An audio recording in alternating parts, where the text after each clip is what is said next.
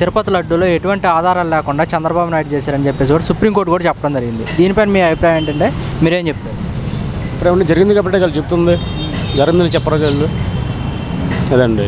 అంటే చంద్రబాబు నాయుడు గారు ఎటువంటి ఆధారాలు లేకుండా ఆరోపణలు చేశారని కూడా సుప్రీంకోర్టు అంటుంది. దీన్ని మీరు ఏ విధంగా చూస్తారు? అంటే నిప్పులు ఎందుకు పగరాదండి, నేను పాయింట్ అది ఒకటి. మరి ఆ సుప్రీంకోర్టు మరి ఏ రకంగా చెప్తే తెలియదు మనకి విషయం అది.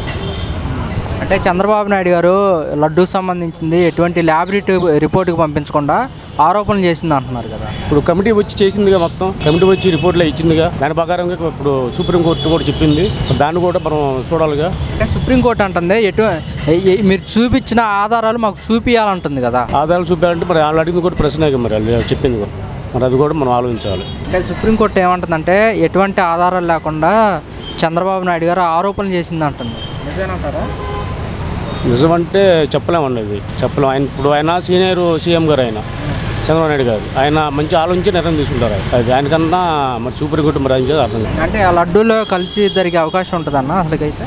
కలిసి అవకాశం ఉంది కాబట్టి పవన్ కళ్యాణ్ గారు కూడా అలా చేసింది, మొత్తం ఆయన పట్టికి మొత్తం బయటకు వచ్చింది, అది వచ్చేది కాదుగా. పవన్ కళ్యాణ్ అన్యాయం చేస్తే ఊరు కూడా అండి, నీతి గల మనిషి ఆయన. అది మరి సుప్రీంకోర్టు ఎటువంటి ఆధారాలు లేకుండా ఆరోపణలు చేశారంటున్నారు కదా, సుప్రీంకోర్టు అంటుంది. ఇంకా జరగలేదుగా, జరుగుతుందిగా.